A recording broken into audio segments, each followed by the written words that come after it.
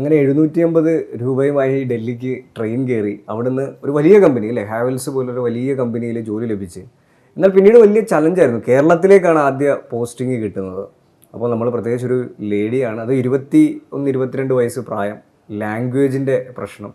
എങ്ങനെയാണ് മുന്നോട്ടുള്ള ചലഞ്ചസിനെ നേരിട്ടത്? ഫസ്റ്റ് ഓഫ് ഓൾ ഡൽഹി പോയിട്ട് എനിക്ക് ഒരു വിശ്വാസവും ഇല്ലാന്ന് എനിക്ക് ജോലി കിട്ടും. That was first thing. അത് കിട്ടി.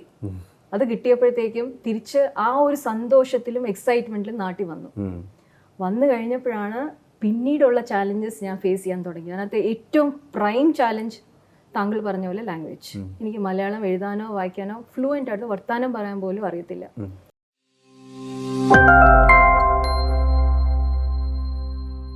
നമസ്കാരം, ഞാൻ വിഷ്ണു ചക്രവാണി. ഇന്ന് നമ്മളോടൊപ്പം ഉള്ളത് ചെറുപ്പം മുതൽക്ക് തന്നെ ഒരു ഡോക്ടറാകാൻ ആഗ്രഹിച്ച്, എന്നാൽ സാഹചര്യങ്ങൾ കൊണ്ട് ഒരു എൻജിനീയർ ആയതിനു ശേഷം ഒരു വളരെ വലിയ കമ്പനിയിൽ എൻജിനീയറായി ജോലി നോക്കുകയും, എന്നാൽ പിന്നീട് ഒരു നല്ല പൊസിഷനിൽ നിൽക്കുമ്പോൾ തന്നെ ആ ജോലി ഉപേക്ഷിച്ചിട്ട് ഒരു സംരംഭകയായ ജ്യോതിയാണ് ഇന്ന് നമ്മളോടൊപ്പം ലീഡ് ടോക്സിൽ ഉള്ളത്. Welcome. Thank you so much. എവിടെയാണ് സ്ഥലം? എൻ്റെ സ്വന്തം നാട് അമ്പലപ്പുഴയാണ്. പിന്നീട് സ്കൂളിംഗ് ഒക്കെ ഇവിടെ തന്നെയായിരുന്നു, നാട്ടിൽ തന്നെയായിരുന്നു?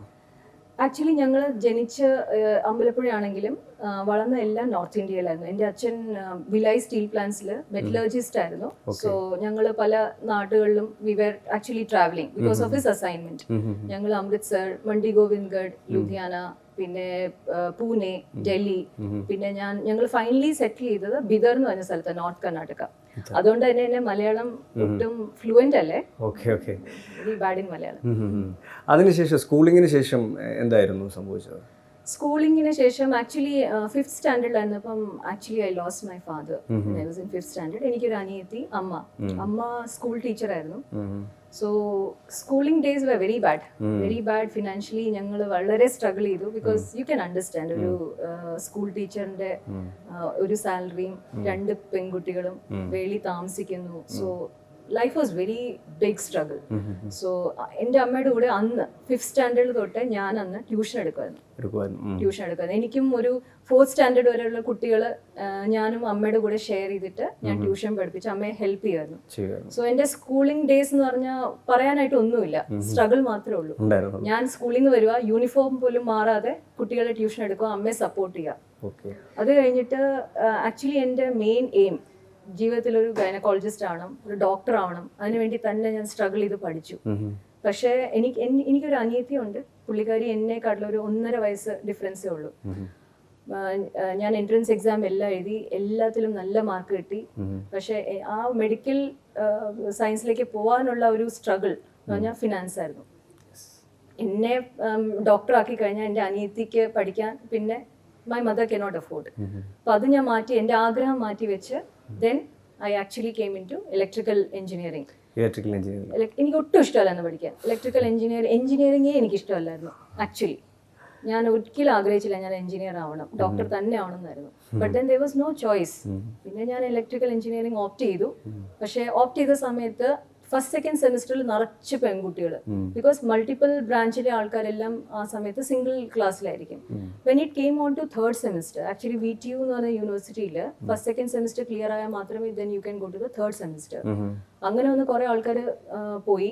പ്ലസ് കുറെ പെൺകുട്ടികൾ they actually opted for different branches like electronics, computers and all that. I was left out. I was only girl in my class with lot of Sadajis.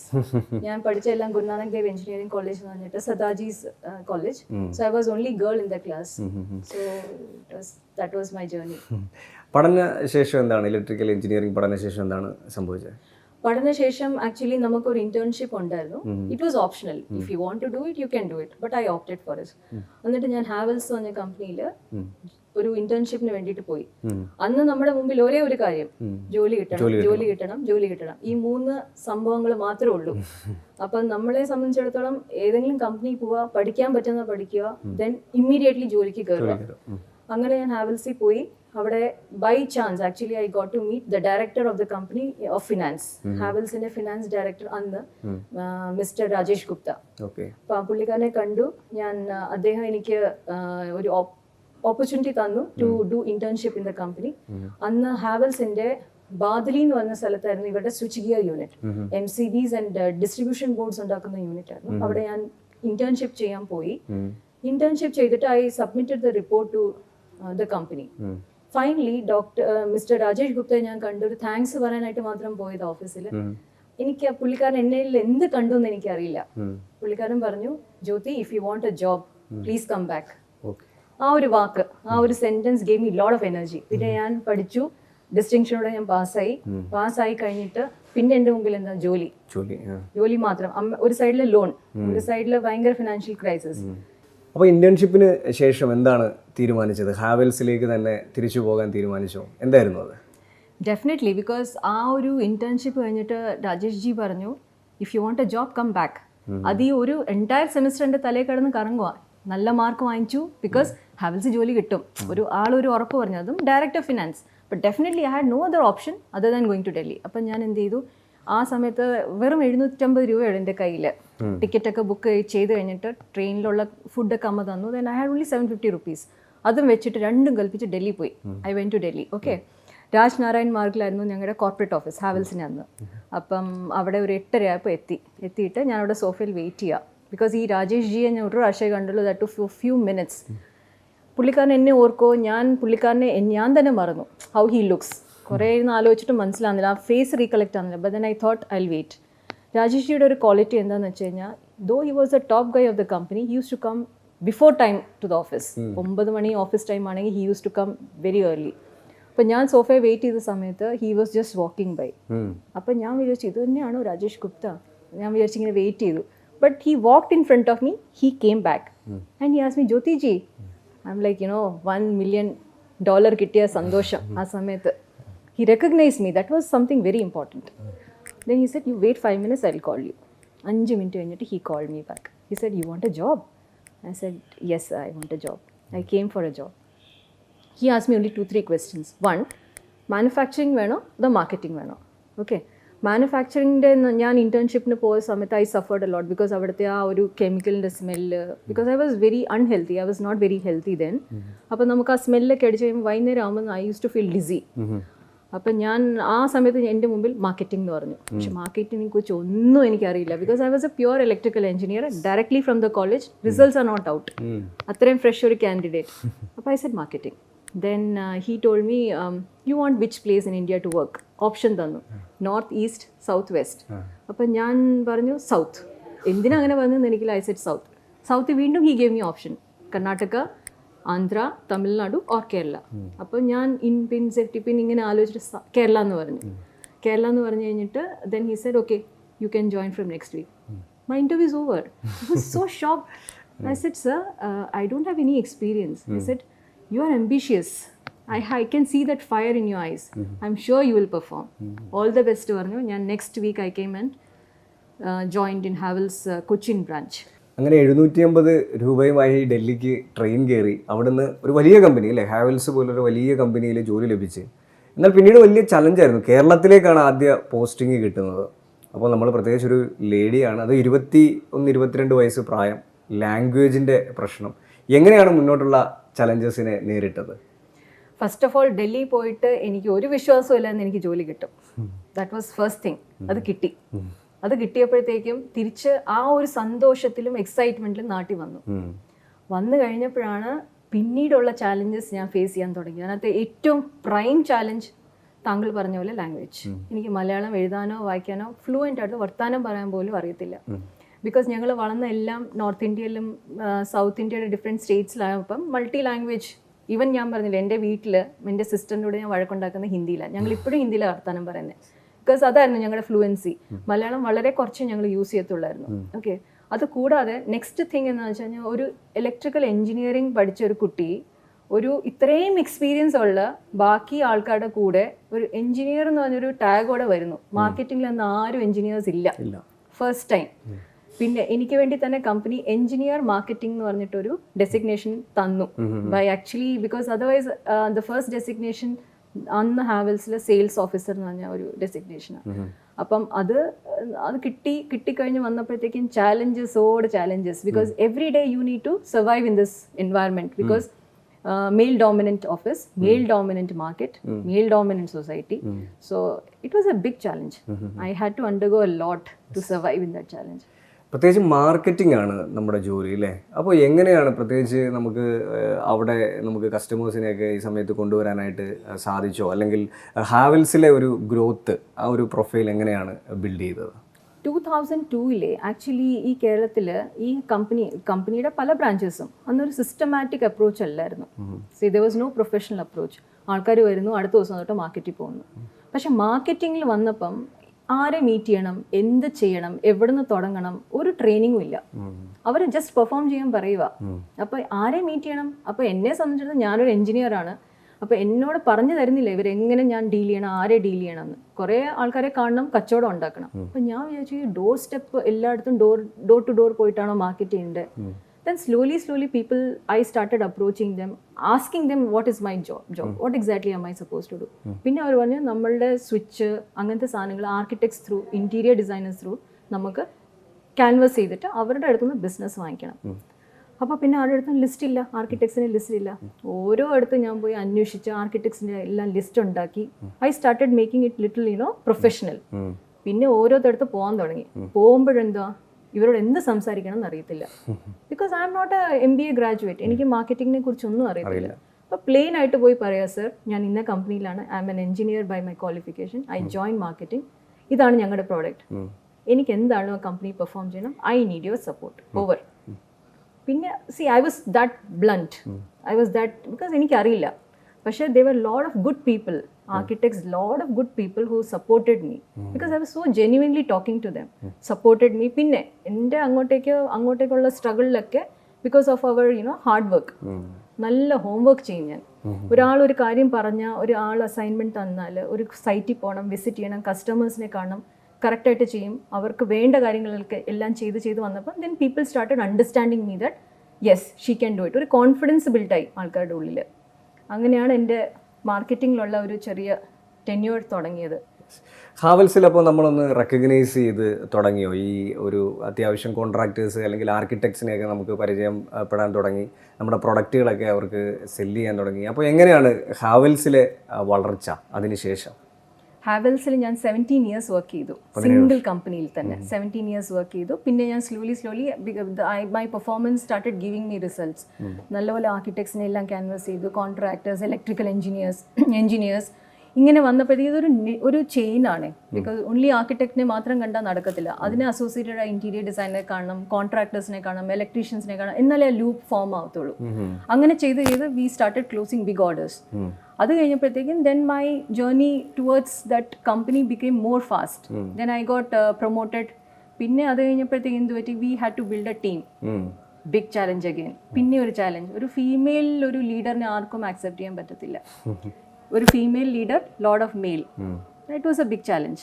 അതും നമ്മൾ we had to surpass that. Because ഞാൻ പറഞ്ഞില്ലേ, എല്ലാ സ്റ്റെപ്പിലും marketing എന്ന് പറയുന്ന ഒരു female വന്നു കഴിഞ്ഞാൽ, ഇലക്ട്രിക്കൽ ഇൻഡസ്ട്രി വന്നു കഴിഞ്ഞാൽ ചാലഞ്ചാണ്. But every time you learn. ചാലഞ്ച് വരുന്നതെന്ന് വെച്ചാൽ you don't give up, you learn.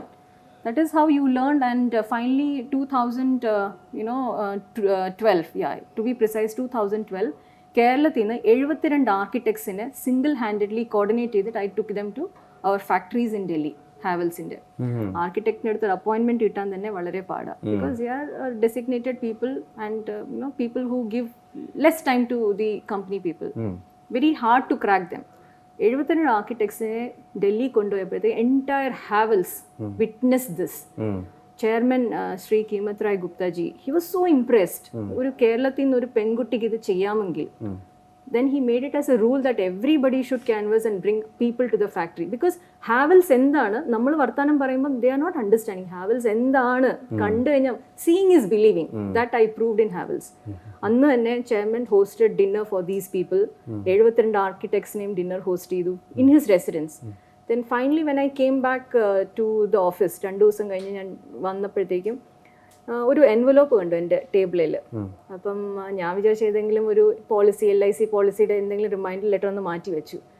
വൈകുന്നേരം ആയപ്പോൾ അത് ജസ്റ്റ് തുറന്നു നോക്കിയപ്പോൾ it was a letter of appreciation with a draft of 11,000 rupees. ഞാൻ ഇപ്പോഴും അത് ഫ്രെയിം ചെയ്ത് വെച്ചിട്ടുണ്ട്. ആ ഡ്രാഫ്റ്റ് യൂസ് ചെയ്തു, ഫോട്ടോ കോപ്പി എടുത്ത് ഫ്രെയിം ചെയ്ത് വെച്ചിട്ടുണ്ട്. And I was so proud, I am so proud to say that I am the only employee in the company. 2,500 employees under marketing. Anna. First person to get this letter of appreciation from the chairman because of our work. അന്ന് ഞാൻ വിചാരിച്ചു ഡൽഹിയിലിരിക്കുന്ന ഒരാൾക്ക് കേരളത്തിലിരിക്കുന്ന ഒരാളുടെ performance rate ചെയ്യാമെങ്കിൽ now nothing can stop me. Then that journey went on. നമ്മുടെ confidence 12th ഫ്ലോറിൽ പോയി. 17 വർഷമായിട്ട് കമ്പനി ഹാവൽസ് എന്ന് പറയുന്ന കമ്പനിയിൽ ജോലി ചെയ്യുന്നു. എന്തായിരുന്നു അടുത്തൊരു ഫ്യൂച്ചറിലേക്കുള്ള ഒരു പ്ലാൻ? ഈ കമ്പനിയിൽ തന്നെ ജോലി ചെയ്ത് മുന്നോട്ട് പോകണമോ അതോ വേറെ എന്തെങ്കിലും തരത്തിലുള്ള പ്ലാനുകൾ മനസ്സിലുണ്ടായിരുന്നോ? ആക്ച്വലി ഹാവൽസിൽ ഞാൻ AGM എന്ന് പറഞ്ഞ position it is considered as one of the good positions for any marketing, especially for females, because south ഇന്ത്യയിൽ I think all India also if I M not wrong females ഇല്ല. AGM എന്ന് പറഞ്ഞ post ഒരു considerably is a very good position. Okay, ആ സമയത്ത് എനിക്ക് വേണമെങ്കിൽ comfort സോണിൽ തന്നെ നിന്നിട്ട് മുമ്പോട്ട് പോവാം. പിന്നീടുള്ള ഒരു ഗ്രോത്ത്, ഹാവൽസിലുള്ള ഗ്രോത്ത് വളരെ ചാലഞ്ചിങ് ആണ്. എന്താണെന്ന് വെച്ച് കഴിഞ്ഞാൽ നമ്മളൊരു പൊസിഷനിൽ ഏതൊരു കമ്പനിയിലും എത്തിക്കഴിയുമ്പം നമുക്ക് പിന്നെ നമ്മളെ പ്രൂവ് ചെയ്തുകൊണ്ടേയിരിക്കണം. അതെല്ലാ ദിവസവും പ്രൂവ് ചെയ്യേണ്ട ഒരു സ്റ്റേജ് വരും. ആ സ്റ്റേജ് വരുമ്പം then you become uncomfortable. Okay, every day you need to prove. നമ്മുടെ മുമ്പിൽ സ്ട്രാറ്റജീസ് ഉണ്ടാക്കാനോ അല്ലെങ്കിൽ വർക്ക് ചെയ്യാനോ ഒന്നും മൈൻഡ് അലവ് ചെയ്യത്തില്ല. Because every day you need to survive, you need to prove.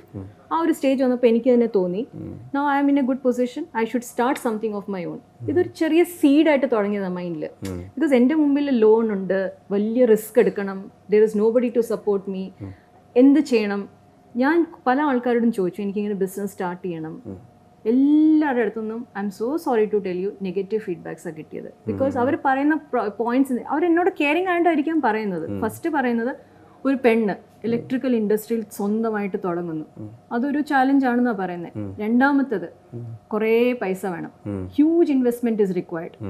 Number 3 okay, ഏറ്റവും കൂടുതൽ പറയുന്ന മാനേജ്മെന്റ്. ഇപ്പോൾ ആൾക്കാരെ നോക്കണം, ഈ സ്റ്റാഫ് ആണെങ്കിലും മെയിൽസ് ആണ്, ഇലക്ട്രീഷ്യൻസ് എല്ലാത്തിനെയും ഹാൻഡിൽ ചെയ്യണം. നാലാമത്തെ ഏറ്റവും വലിയ വാലിഡ് പോയിന്റ് എന്താണെന്ന് അറിയാം, എനിക്ക് ബിസിനസ്സിനെ കുറിച്ച് ഒരു ബാക്ക്ഗ്രൗണ്ടും ഇല്ല. ദീസ് ആർ ദ പോയിന്റ്സ് അവർ പറഞ്ഞിട്ട് എന്നെ പിന്തിരിപ്പിക്കാന്ന് പറയത്തില്ലേ, ഒരു ഫീമെയിൽ വേണോ, എടുത്ത് ചാടണോ, ഇപ്പം നല്ല പൊസിഷൻ അല്ലേ, ഇപ്പം ഒരു കച്ചവടക്കാരിയാവും. ഈ കച്ചവടംകാരി എന്ന് പറയുന്ന ഒരു വേർഡ് തന്നെ എന്നെ സംബന്ധിച്ചിടത്തോളം no, I am an engineer, so ഞാൻ കച്ചവടക്കാരിയാണോ, ആ ഒരു feeling it actually came into my mind. But then I understood there are a lot of people to say no to it. Why can't I do it? ചെയ്തിട്ട് നമുക്ക് വേണ്ടെങ്കിൽ അപ്പം നോക്കാം. ഈ ഒരു കാര്യം ചെയ്യാതെ പറ്റില്ല എന്ന് പറയുന്നതിനകത്ത് I don't feel that. I took it as a challenge and I started my own business. Okay, എന്താണ് അപ്പോൾ ആ ഒരു ചലഞ്ച് നമ്മൾ ഏറ്റെടുക്കുന്നത്? നല്ല ഒരു ജോലി അല്ലേ, സമൂഹത്തിൽ നല്ല പൊസിഷനുള്ള ഫിനാൻഷ്യലി നല്ല ഇൻകം നമുക്ക് ലഭിക്കുന്ന ആ ജോലി മാറ്റി ഈ ബിസിനസ്സിലേക്ക് വരാനായിട്ട് തീരുമാനിച്ചത് എന്നാണ്? അന്ന് ഫാമിലിയുടെ സപ്പോർട്ട് എങ്ങനെയായിരുന്നു? എൻ്റെ ഫാമിലിയുടെ സപ്പോർട്ട് ഈ ഒരു കാര്യത്തിൽ 100%. നിന്റെ സന്തോഷമാണ് എൻ്റെ സന്തോഷം ഇങ്ങനെ പറയുന്ന ഒരു ഭർത്താവ്. ഓക്കെ, എന്ത് സപ്പോർട്ട് വേണമെങ്കിലും ഞാൻ ചെയ്തോളാം, മോളെ ഞാൻ നോക്കിക്കോളാം, വീട്ടിലെ കാര്യം ഞാൻ മാനേജ് ചെയ്തോളാം പറയുന്ന ഒരു അമ്മ. ഇത് രണ്ടും മതി. ആക്ച്വലി എന്താണെന്നറിയാം, നമ്മുടെ ബ്ലഡ് പ്രഷർ, ഈ ബ്ലഡ് എന്ന് പറയുന്നത് ഇങ്ങനെ നെക്സ്റ്റ് ലെവലിലേക്ക്. പിന്നെ എന്താ എനിക്ക് വേണ്ടേ? വീട് നോക്കാൻ ഭർത്താവും ഉണ്ട്, അമ്മ സപ്പോർട്ട് ചെയ്യും. പിന്നെ വേണ്ട എന്താ? എൻ്റെ ഒരു മൈൻഡ്. അതെൻ്റെ മൈൻഡ് നല്ലപോലെ എനിക്കുണ്ട്. തുടങ്ങിയ സമയം 2019 ഞാൻ ബിസിനസ് തുടങ്ങുന്ന സമയത്ത് എക്സ്പേർട്സ്, ഐ മീൻ ഈ ഇൻഡസ്ട്രിയിൽ തന്നെ നല്ല അറിവുള്ള ആൾക്കാർ പറഞ്ഞു it's not the right time because market was little sluggish. Okay, അന്ന് ഞാൻ ആലോചിച്ചു 2019 ഞാൻ ബിസിനസ് തുടങ്ങിയില്ലായിരുന്നെങ്കിൽ 2020 എന്തായി? പാൻഡമിക് വന്നു, കോവിഡ് വന്നു, കംപ്ലീറ്റ് മാർക്കറ്റ് വാസ് ഡൗൺ. 2021 എന്താണ് അവസ്ഥ? പൊങ്ങുന്നു താഴുന്നു അല്ലേ? അപ്പം that means there is no correct time for starting any business. Correct time is when you conceive it, you have a mind power to start it. എൻ്റെ ആ ഒരു mind power വന്നു, ഞാൻ സ്റ്റാർട്ട് ചെയ്തു. എന്നെ സംബന്ധിച്ചിടത്തോളം അതാണ് റൈറ്റ് ടൈം. അങ്ങനെ 2019 നമ്മൾ സ്റ്റാർട്ട് ചെയ്യായിരുന്നു. എന്ത് ആയിരുന്നു? ഇലക്ട്രിക്കൽ റിലേറ്റഡ് ആയിട്ടുള്ള സാധനങ്ങൾ തന്നെയായിരുന്നു. അതിൻ്റെ ലൊക്കേഷൻ എവിടെയായിരുന്നു? എൻ്റെ ഷോപ്പിൻ്റെ ലൊക്കേഷൻ കുറച്ച് ഇൻറ്റീരിയർ ആണ്. കീർത്തി നഗർ എന്ന് പറഞ്ഞ സ്ഥലത്താണ് എൻ്റെ ഷോപ്പ്. ഓക്കെ, ഞാൻ തുടങ്ങിയ സമയത്ത് നമ്മൾ ഒരു വീട്ടിലേക്ക് വേണ്ട എൻറ്റയർ ഐറ്റം, ഒരു കോൺഡ്യൂട്ട് പൈപ്പ് തൊട്ട് ഇൻസുലേഷൻ ടേപ്പ് തൊട്ട് സ്ക്രൂ തൊട്ട് MCB DB wire, modular switches, fans, LED lights, അങ്ങനെ വേണ്ട എല്ലാ എക്സോസ്റ്റ് ഫാൻസ്, പിന്നെ നമ്മുടെ water heater, entire end products, എല്ലാ പ്രോഡക്ട്സിൻ്റെ നമുക്ക് അവിടെ അവൈലബിൾ ആണ്. എന്നെ സംബന്ധിച്ചിടത്തോളം ഇതിനകത്തൊരു ഇൻട്രസ്റ്റിംഗ് ഫാക്ടർ എന്താണെന്ന് വെച്ചാൽ ഞാൻ ഒരു കസ്റ്റമറിനെ കാണുന്നത്, ഒരു കസ്റ്റമർ നമ്മുടെ കടയിൽ വരുന്നു, ഒരു വീട് വെക്കാനായിട്ട് ആഗ്രഹിക്കുന്നു. എല്ലാവരുടെയും ജീവിതത്തിൽ ഒരു ആഗ്രഹമാണ് ഒരു നല്ല വീട്, അല്ലേ? അതിന് പല ആൾക്കാരുടെയും ലെവൽസും റേഞ്ചും ഡിഫറെന്റ് ആണ്, അല്ലേ? അപ്പൊ ആ ഒരു വീടിനെ ഒരു ആർക്കിടെക്ട് അല്ലെങ്കിൽ ഇന്റീരിയർ ഡിസൈനർ ഇൻവോൾവ് ആയിട്ട് പുള്ളിക്കാരന്റെ മൈൻഡിൽ ഒരു വീടിനെ കുറിച്ചൊരു സങ്കല്പം ഉണ്ട്. ആ സങ്കല്പത്തിൽ നമ്മുടെ ലൈറ്റിംഗ് വെച്ചിട്ടോ ബാക്കി പ്രോഡക്ട്സ് വെച്ചിട്ടോ മാച്ച് ചെയ്യുക. Because every house is different, every house design is different, ambience is different, people are different. അപ്പൊ അതിനെ മാച്ച് ചെയ്യുക, ആ ഒരു ആഗ്രഹത്തിനെ നമ്മൾ ഫുൾഫിൽ ചെയ്യുക, അതാണ് എൻ്റെ ഏറ്റവും വലിയ ഒരു ഡിസയർ. ഓക്കെ, എങ്ങനെയായിരുന്നു ഇത് തുടങ്ങുന്ന സമയത്ത് ഉള്ള ഒറ്റയ്ക്കാണോ തുടങ്ങിയിരുന്നത്, അതോ നമ്മുടെ കൂടെ മറ്റ് ടീം സ്റ്റാഫുകൾ ഉണ്ടായിരുന്നോ? എങ്ങനെയായിരുന്നു എൻ്റെ ബിഗിനിങ് എന്നൊന്ന് പറയാമോ? ഞാൻ ഈ സ്ഥാപനം തുടങ്ങിയപ്പോൾ ഞാൻ ഒറ്റയ്ക്കായിരുന്നു. ദെൻ ഐ പിക്സ് 2 people, ഒരു ബില്ലിങ്ങിന് വേണ്ടിയിട്ട് ഒരാളും സെയിൽസ് കൗണ്ടർ ഹാൻഡിലിന് ഒരാളും. Because I didn't have so much of money to give to people. Salary ഒക്കെ കൊടുക്കണമെങ്കിൽ I need to have lot of investment. അത്ര ഇൻവെസ്റ്റ്മെന്റ് ഇല്ല, ചെറിയ രീതിയിൽ തുടങ്ങാമെന്ന് വിചാരിച്ചിട്ട് ചെയ്തു. പക്ഷെ ഒരു കാര്യം ഞാൻ എൻഷുർ ചെയ്തു, എല്ലാം പ്രോപ്പർ ഡിസ്പ്ലേഡ് ആയിരിക്കണം. ബിക്കോസ് ഇപ്പം ഞാനിപ്പോൾ ഒരു ക്ലയൻറ്റിനോട് പറയുക, സാറിൻ്റെ വീട്ടിലൊരു വാം ലൈറ്റ്, ഓക്കെ, ഒരു നല്ല വാം സ്ട്രിപ്പ് ഇടുക, ഡൗൺ ലൈറ്റ്സ് അല്ലെങ്കിൽ പാനൽസ് ഒരു ന്യൂട്രൽ വൈറ്റ് ഇടുക, അല്ലെങ്കിൽ അങ്ങനെ പറയുമ്പോൾ ആൾക്കാർ ചോദിക്കും ഡൗൺ ലൈറ്റോ ന്യൂട്രൽ വൈറ്റ് പാനലോ സ്ട്രിപ്പ് വാമോ എന്ന് വെച്ചാൽ എന്ത്? അപ്പൊ അത് നമ്മൾ കാണിച്ചു കൊടുക്കുക, ആ ഒരു ആംബിയൻസ് നമ്മൾ ക്രിയേറ്റ് ചെയ്യുക. അങ്ങനെ എൻ്റെ ഷോപ്പിൽ കംപ്ലീറ്റ് ആയിട്ട് ഞാൻ ഡിസ്പ്ലേ ചെയ്തിട്ടുണ്ട്, എല്ലാ പ്രോഡക്ട്സിൻ്റെയും ഡിസ്പ്ലേ ചെയ്തിട്ടുണ്ട്. അപ്പോൾ അത് കണ്ട് ഇന്റീരിയർ ഡിസൈനേഴ്സ്, ആർക്കിടെക്ട്സ് അല്ലെങ്കിൽ ക്ലയൻസ് വന്നിട്ട് എൻഡ് പ്രോഡക്ട്സ്, ഈ ഫീമെയിൽസ് ആണ് ഈ എൻഡ് പ്രോഡക്ട്സ് ഒക്കെ നോക്കുന്നത്. ബിക്കോസ് ഞാനൊരു ഫീമെയിലാണ്, എൻ്റെ വീട്ടിലെ ഡിസിഷൻസ് ലാർജ്ലി എൻ്റെ ഹസ്ബൻഡ് നോക്കുവാണെങ്കിൽ എസ്തെറ്റിക് പാർട്സ് വരുമ്പോൾ ലൈക്ക് ഫാൻ ഏത് കളർ വേണം, സ്വിച്ചസ് ഏത് കളർ വേണം, ലൈറ്റിംഗ് എനിക്ക് എൻ്റെ ബെഡ്റൂമിൽ എങ്ങനത്തെ ലൈറ്റ് വേണം, ഒരു ഫീമെയിലാണ് ഡിസൈൻ ചെയ്യുന്നത്, സെലക്ട് ചെയ്യുന്നത്.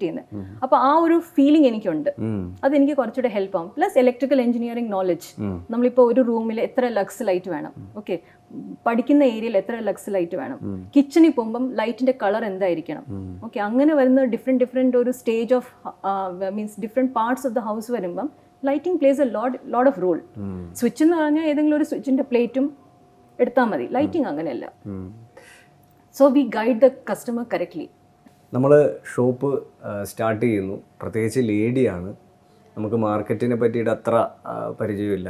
എങ്ങനെയാണ് ഇതിനെ വളർത്തിക്കൊണ്ട് വന്നത്? ഇപ്പോൾ 2021 എത്തി നിൽക്കുമ്പോൾ എങ്ങനെയായിരുന്നു ആ ഷോപ്പിൻ്റെ ഒരു വളർച്ച? ഞാൻ ആക്ച്വലി ഒരു വളരെ സിമ്പിൾ ഒരു വ്യക്തിയാണ്.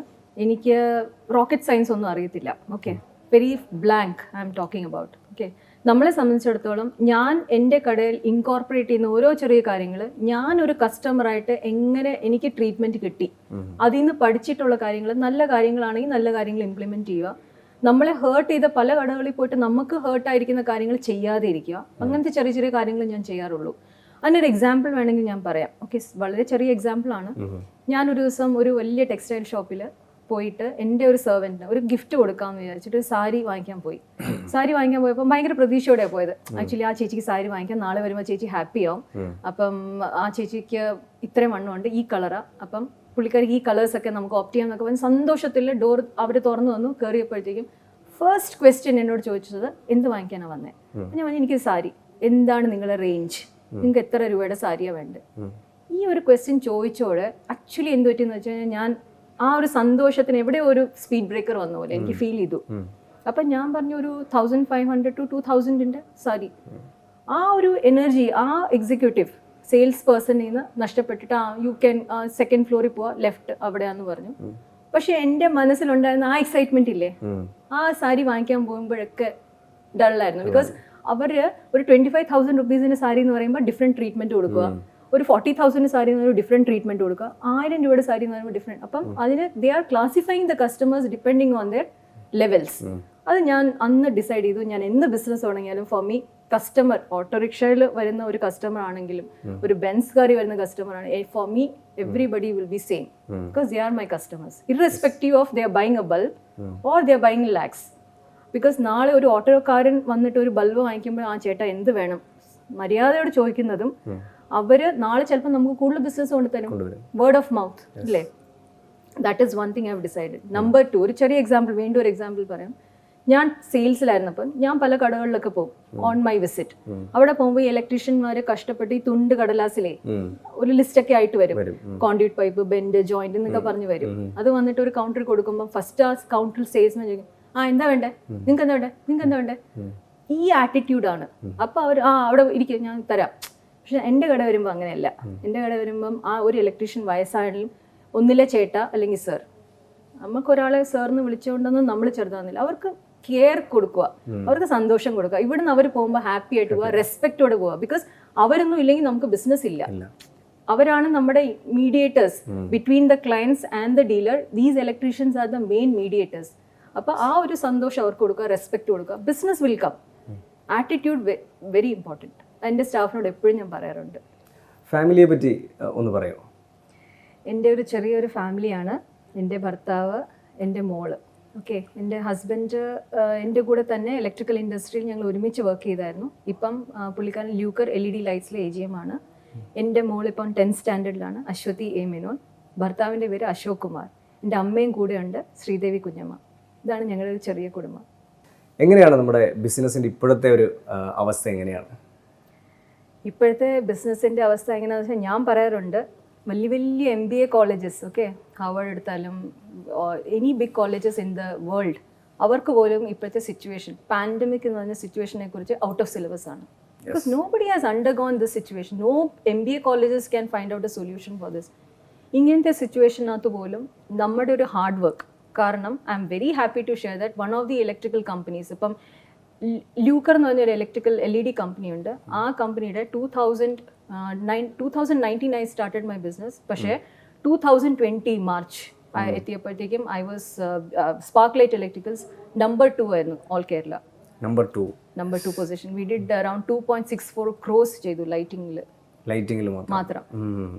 Very good, very good. ഇനി നമ്മുടെ സ്പാർക്ക് ലൈറ്റിൻ്റെ ഫ്യൂച്ചർ പ്ലാനുകൾ എന്തൊക്കെയാണ്? ഫ്യൂച്ചർ പ്ലാൻ ഒന്നുമില്ല, സിമ്പിൾ. നമുക്ക് ഗ്രോത്ത് വേണം. ആൻഡ് നെക്സ്റ്റ് 5 yearsനുള്ളിൽ we wanted spark light electricals to be one of the most top leading brands and shops in Kerala.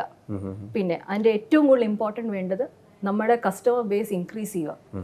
എല്ലാ ദിവസവും നമ്മൾ കസ്റ്റമർ ബേസ് ഇൻക്രീസ് ചെയ്യുക. അതിന് വേണ്ടിയിട്ട് ചെയ്യേണ്ട സ്ട്രാറ്റജീസ് യൂസ് ചെയ്യുക. നമ്മൾ എങ്ങനെ കസ്റ്റമേഴ്സിൻ്റെ അടുത്ത് റീച്ച് ആവണം, നമ്മളുടെ എത്ര കസ്റ്റമേഴ്സ് നമ്മളുടെ ഫോൾഡിലേക്ക് വരണം, അതിന് വേണ്ടിയിട്ടുള്ള പ്ലാനിങ് മാത്രം ചെയ്താൽ മതി. റിസൾട്ട്സ് ഓട്ടോമാറ്റിക്കലി വരും.